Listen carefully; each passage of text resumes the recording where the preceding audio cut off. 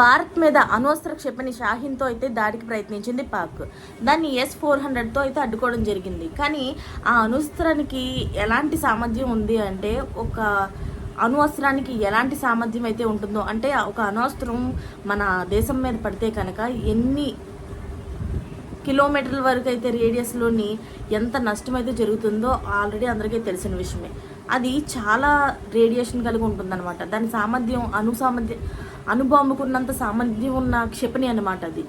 మనం ఏదైతే వదిలేరు. అది ఒకవేళ మన దేశాన్ని తాకినట్లయితే కనుక ఎంత నష్టం జరిగేదంటే అంత నష్టం జరిగేది.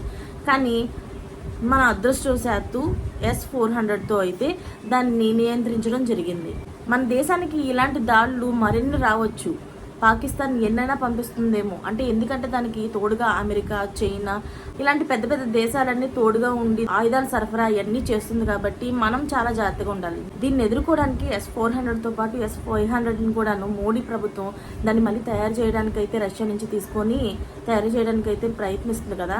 అది త్వరగా పూర్తయి మనం వాళ్ళపైన విజయం సాధించాలని కోరుకుంటూ మరిన్ని లేటెస్ట్ అప్డేట్స్ కోసం ఛానల్ అయితే సబ్స్క్రైబ్ చేసుకోండి. Thanks for watching friends.